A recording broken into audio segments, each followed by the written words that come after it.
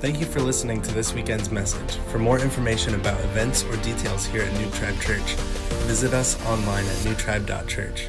Be sure to also look for us on Facebook and Instagram at New Tribe Church. So glad to be with you guys this morning. Like you said, I'm Pastor Mike. I get the privilege of sharing part 3 of our series, Anxious for Nothing. We're finding, and as we get, I think, more into social media and further with technology, the anxiousness isn't decreasing, it's increasing, right?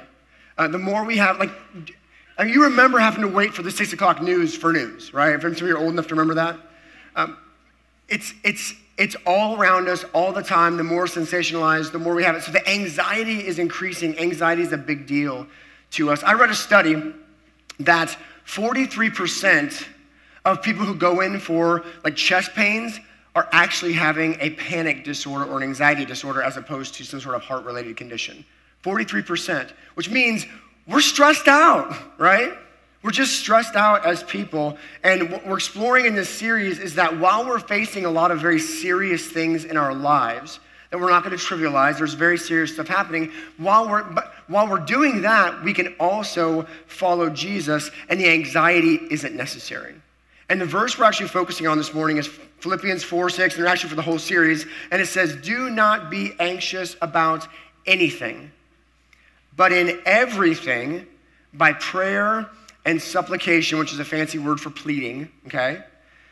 "By prayer and pleading with thanksgiving, let your requests be made known to God." We believe that there's a way to live our lives and to trust God that will help alleviate the anxiousness even in the midst of the problems of life, because those words in Philippians were actually written from prison, right? This isn't Paul speaking from some sort of high platitude, he's got it all figured out and he's got these 3 easy steps to Jesus. He's telling us we can be in trouble in this world and still not have anxiousness, still not have anxiety. There's a quote that I've stumbled across many times over my life, and it's been attributed to lots of people, even going way back into the BC era. And it says, if you're depressed, you're living in the past. If you're anxious, you're living in the future. If you're at peace, you're living in the moment. And the reality is our Bible even tells us that as long as it's called today, the Bible talks about, we're going to have to go for daily bread. And so we are determined that we're going to live in today, in the moment, not be anxious about tomorrow, not be depressed about yesterday. And now that we're firmly in 2019, there's a couple things I'd love for us to reflect on today, because honestly, it's just a natural time to do it, right? We have this idea that, okay, we get a fresh start, and so if I can just get rolling on a fresh start in 2019, maybe I can do better, and that's a good thing. Sometimes we need a little help with motivation, right? I know I do. So we are firmly in 2019, and here's the first thought I want us to dwell on, or actually want us to think about. It says, don't dwell on past failures, dwell on how God is using it. Don't dwell on past failures, dwell on how God is using it. And that's easy to say and to throw up on the screen. What it's not easy to do is actually live it, right? Because I have to be honest with you, I'm going to be really raw today. I am not an anxious-free person, okay? I'm kind of high-strung. I don't sleep well at night. And so I'm not speaking to you today. Are you thankful that your pastor doesn't have to have it all figured out before he preaches it, right? Because we'd have about 4 sermons, we just have to put them on loop, okay? Of the things I've got figured out. So we're gonna let the Bible be our basis this morning, even though this is not something I have figured out. I am by nature an anxious person, but it's because it's easy for us to get defined by things instead of our Creator. But our Creator is the only one who can give us our true identity. He's the only one that can make it possible for us to see who we truly are and who He's created us to be. Now, we live in a time, again, because of the digital age we live in, that identity always seems to be in question. And because we see everybody else's identity and everybody else's post and everybody else's, it's easy for us to get kind of caught up in who am I? How successful am I? How much of a failure am I? What am I supposed to be doing? So it's very easy for us to kind of slink back into that. And if you do a Google search for identity, you know how when you type in and Google gives you ideas of what you might be looking for, right? I actually, my son's told me a joke this week. He said, is Google male or female? I was like, I don't know, man. He's like, well, it's female because before you can finish a sentence, it's already giving you suggestions. Just joking. It's a joke. And actually in our house, it's me, not my wife. So it's really, I'm making fun of myself. But the top suggestion, as you're typing identity into Google, the top suggestion is identity theft. So identity theft is like probably the most searched, the most sought after thing when you type in the word identity. And it's because our identity is always being attacked. It's always at risk. And the reason identity theft is even a bigger deal now and continues to be a major problem is because you used to have to like pickpocket somebody or steal a purse to get information or a credit card, and now you just have to be good at computers, right? Because it's easy to do online because it's mostly digital. And I was looking up some statistics. You can throw that graphic up on the screen. There was like the worst 3 states to live in and the top 3 states that were safest. The worst 3 states for identity theft were number 48, California, right? Because there's never been a state with more identity crisis than California, okay? Number 49, Florida, and we all knew Florida would make the list because it's Florida. And number 50 was actually surprising. It was Michigan. And then I remember Detroit, right? It's like, oh yeah, Detroit. That's where I knew somewhere. But that's the highest identity theft. And the safest 3 states for identity theft are the 3rd safest, Vermont, because you can't identify it on a map, right? So it's hard to steal an identity where you don't know where they are. West Virginia was number 2, which makes a lot of sense because they don't have internet yet. They have dial-up. It's like, can you remember?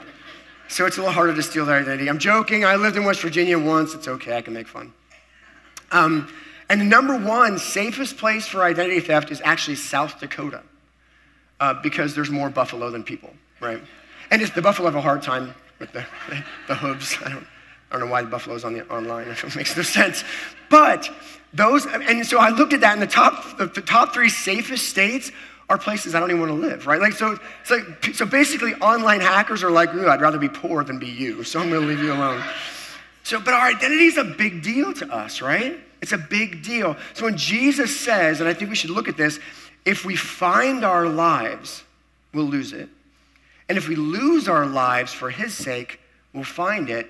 It should make us wonder why we're so anxious and strung out about naming ourselves and finding our identity and protecting it, right? Because he wants to tell us who we are. He wants to give us that identity. But identity problems is not a new idea, right? It's like we've known, like you remember middle school, right?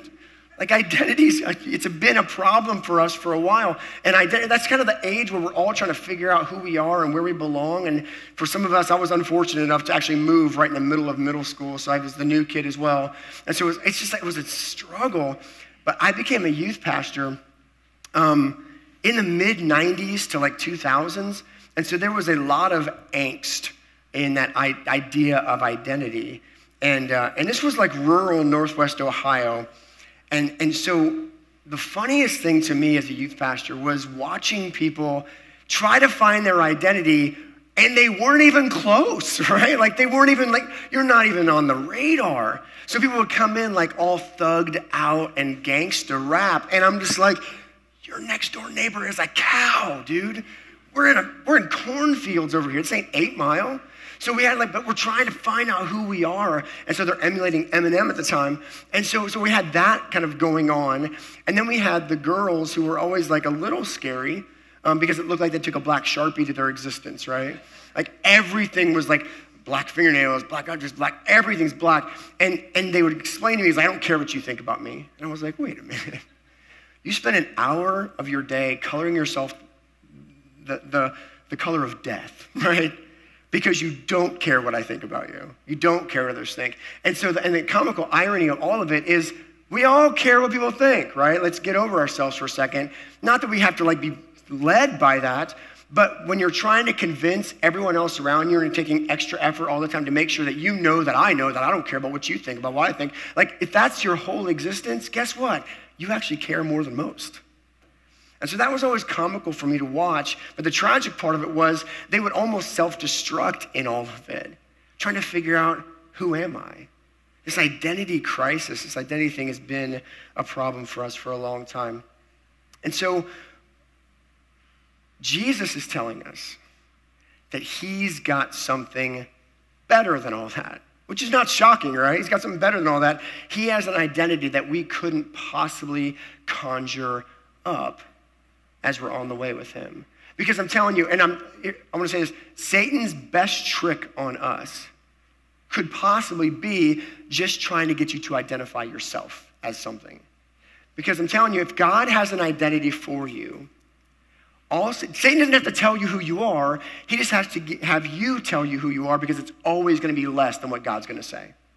You're never going to imagine the greatness that God wants to bestow on you and walk you through, so you're always going to settle for a lesser identity than what he has for you.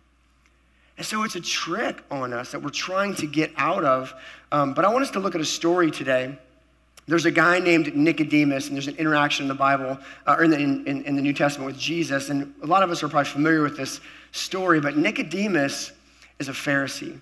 And a Pharisee is a religious party that basically puts a lot of emphasis on the observance of ceremony and ritual. It can become very legalistic. And so they were very, very holy, and at the same time had no love. And so Jesus was extremely hard on the Pharisees throughout the New Testament.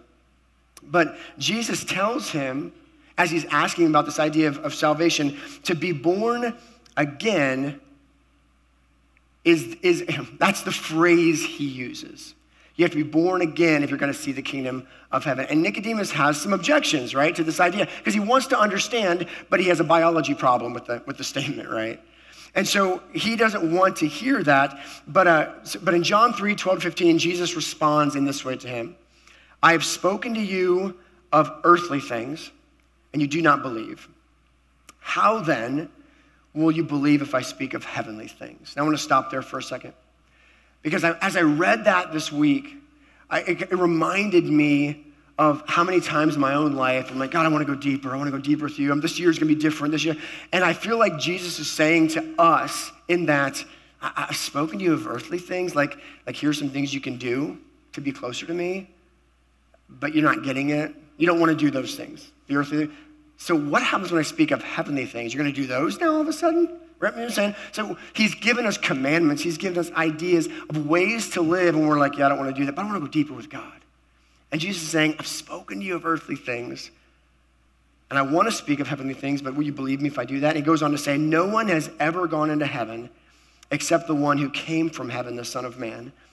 Just as Moses lifted up the snake in the wilderness, so the Son of Man must be lifted up, that everyone who believes may have eternal life in him. Now, in Jesus' attempt to explain salvation to Nicodemus, he talks about a story about a snake, right? So Nicodemus, being a good Pharisee, he understands the story. He knows what the reference is. We probably need a little refresher course, so we're going to back up 1,500 years to kind of figure out what he's talking about. Numbers 21, starting with verse 4, it says this: From Mount Hor, they, which is the Israelites, set out by the way to the Red Sea to go around the land of Edom, and the people became impatient. Some translations say discouraged on the way. Now, this is a scene where Moses has set his people free. They're wandering in the desert.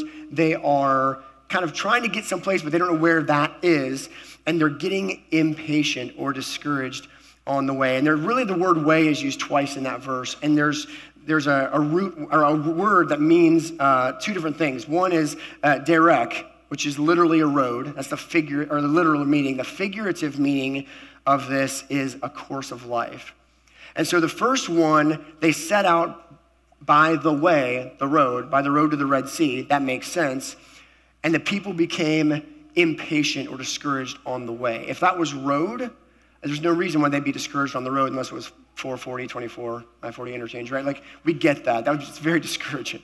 But it's like the way is literally a road or figuratively a course of life. And so the root word, I want us to just kind of get this as a foundation. The root word is darak, which means to tread, or a method of stringing a bow by treading on it. Okay, so we have this way that they're going on, this path, this road by the Red Sea. And on the path that they're on the way that God is taking them, they are feeling discouraged because it feels like they are being bent and tread on by something other than themselves, right? So think of like treading to make a bow. They're bending this pole and they're treading on it to kind of bend it and crack it and get it to shape into what he wants, which is an interesting picture in our heads because we follow a man who calls himself the Way. And he's bending us and he's stretching us into something useful. And if we're not careful, we'll get discouraged on the way and we'll grumble. And that's what they do in verse 5. And the people spoke against God and against Moses.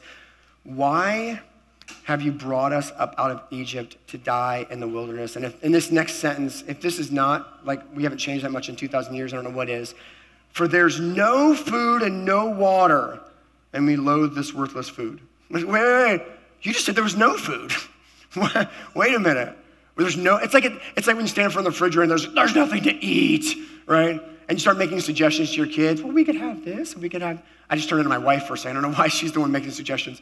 But it's like, and they're like, no, I don't want that. There's nothing to, and it's like, so the Israelites are like, there's no food, there's no water. And all this food that we have, like, we hate it. And the food they're talking about, of course, is manna, which is the magical, miraculous food from the sky, right? So they're tired of what they have, and so they become impatient and grumble against God and Moses. And it says, then the Lord sent fiery serpents among the people, and they bit the people, so that many people of Israel died. And the people came to Moses and said, we have sinned, for we've spoken against the Lord and against you. Pray to the Lord that he will take away the serpents from us. So Moses prayed for the people. Now we have a very specific request here, and I would imagine a very specific prayer, and that is, take away the snakes, right? Lord, just take away the snakes. You sent the snakes, you can just as easily take them away. But listen to God's response to this. And the Lord said to Moses, make a fiery serpent and set it on a pole, and everyone who is bitten when he sees it shall live. So Moses made a bronze serpent and set it on a pole, and if a serpent bit anyone, he would look at the bronze serpent and live. So basically God tells them from this pleading to take away the serpents that he's not removing the snakes. And they are going to continue to bite you. You're going to have to rely on me because I'm not going to take away your problems. Some of us are glad to see 2018 go, okay? And if I did a show of hands, it'd probably be at least half the room would be like, I'm glad this year is over, okay? But the flip of a calendar doesn't mean that all the bad habits and all the people and the thought patterns and the eating tendencies and all the things that plagued us last year automatically stop, right? They don't stop. And if we couldn't find joy in 2018 because of circumstances around us, we're setting ourselves up for failure in 2019. Because it's not going to be that different, but you can be. 2019 is going to have the same problems 2018 had. And it's a matter of what we dwell on. Are we going to dwell on the failures? Are we going to dwell on the problems? Or are we going to dwell on what God is doing through them? And if we're not careful, we will fall back into the same patterns over and over and over again because that's our tendency. We have a tendency to dwell on those things instead of how he's using it. So that's one thing I want us to kind of think about in 2019. The second thing is this. Don't dwell on past successes or we'll turn the blessings of God into a God. Don't dwell on past successes. We'll turn the blessings of God into a God. We're going to continue the bronze serpent story, but to do so, we have to jump forward 700 years, okay? So 700 years later, we have a king named Hezekiah. And understand a little about history. The Israelites have gone from a prophet-priest-based authority structure to having kings. And there were some good kings, but mostly bad kings because absolute power corrupts absolutely. It's been around for a long time, right? This is the problem for us. And so occasionally there was a king that did what was right in the eyes of the Lord, and King Hezekiah was one of those kings. And in 2 Kings 18:4, it says this, because he's tired of the people and how they're walking away from God. And it says this, he removed the high places, he smashed the sacred stones, and cut down the Asherah poles. He broke into pieces the bronze snake Moses had made, for up to that time, the Israelites had been burning incense to it. And it was called Nehushtan. Nehushtan actually is his term, and it means mere piece of brass, right? And so God does something miraculous. He does something to save his people from themselves, and they turned it into some sort of theological religion, right? Now they're burning incense to this thing, right? So if we're not careful, we'll take those successes from 2018 and we'll turn them into some sort of theology that this is how God works. And I'm telling you, he's not gonna be okay with that. He just won't be. He's not gonna let that play out like that. And so we might have seen some positive things happen, but we can't dwell on that either. When my wife and I and our family moved to Florida, the goal was to go down there, learn church planting, be on staff at a church, kind of get healthy and all that. And so we were there about 4 years, and about 3.5 years in, we started having these feelings of like, is time up? Is it over? And we just had one of those Sundays where, as a worship leader at the time, everything worked. Everything just went flawlessly. And it was one of those, it was just fun, right? It was just like one of those moments where everybody got along, the service went great, people were getting saved. It was just fun. And I was driving away, and my wife was next to me in the car, and I turned to her and I said, you know what, maybe we could stay. Like, I could do that for a long time. That was my statement. I could do that for a long time. That afternoon, I got a phone call to have a meeting the next day, and it all started, a little serpent got in the way, right? And so I started getting bit by things. And so God was like, man, I love that you're having a great time, but this is not why I brought you here. I didn't bring you here to stay long term. I'm trying to teach you something. We're trying to learn something. And I was like, okay, well, if God's blessing this, then this is my new reality. And he just made it stop working. And so it was a very discouraging season for me, but it's what brought us here. And we're supposed to be here. And so if left to my own devices, I would have taken some good moments, some good feelings, some success, and I would have turned that into, well, God must be saying this. That must be the new thing he's doing. And I want to say, he's wanting to do something different in you this year than last year. And like the saying goes, the only thing constant is change, right? It is not going to be like last year. And this is an easy time for us to kind of like get our brains around making changes and doing stuff. And I think that's a good thing. And I think in the church, and I've even done it myself, we've been bad about like on resolutions and that kind of stuff. But the reason that I don't put a lot of stock in resolutions is because resolve is only as good as how I feel that day. But if you have a resolution, if you want to make some changes, you want to lose the weight, you want to quit smoking, you want to be more proactive on something, you want to get a job transfer, great. It's great. I think having some idea of where you want to go this year is great. But if you make those things your main focus, you will end this year either having accomplished or failed at something instead of letting God take you on a journey to becoming more like him. Because that's what he wants from us, right? He wants to be more like him. And some of those things will kind of fade to the distance once we get that thing right. So I want us to focus on that, because this new year needs to be less about willpower to change a lot of things and more about resolve to do one thing: follow him on the way. He is the way. He wants us to follow him on the way. So maybe you're in one of those seasons, and 2018 for you was like stressful, and you're glad to see it kick the bucket. That's great. I'm glad it's over for you. It would be very human of us to ask for God to remove all the problems of 2018. And we just don't have to do, it's 2019, it's a fresh year, it's a new year. We're going to do this year. And I want to encourage you, Jesus is actually telling us he's like the bronze snake on a pole that they had to lift up for the people to see. When Jesus put his body on a cross and they lifted him up for us to gaze on, he's saying, I'm the way. I'm not going to take away all the problems. Things are still going to bite you. Things are not going to work out every day like you want them to, like your plan was for the year. But I'm telling you, if you'll just look at me, I'll take care of you. And he wants to do that for us.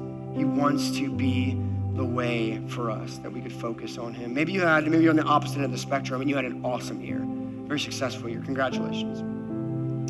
Don't get too excited, okay? Because things change. God moves in seasons. Don't fall in love with methods that worked last year. He's doing something new. It doesn't mean it has to be a bad year. Sometimes as Christians, I think we develop weird theology, like the more miserable you are, the more like God you are. You know what I'm saying? And we go like, well, I'm just like, I'm really beaten down, so I must be doing something right. Okay. We're so prone to build theology around weird stuff. I'm not saying 2019 can't be successful as well. I'm saying don't just like ride the coattails of 2018, just like working off of momentum. Don't like follow him. He has a way that is good and is best for you. And he wants us just to go that way regardless of what that means. But we know this, 2018's over. Couldn't get it back if you wanted to, couldn't change anything if you want. But we can take the lessons we learned from it. It would make us even more effective to press in towards him, to make sure that we're on the way with him, that we're following the way.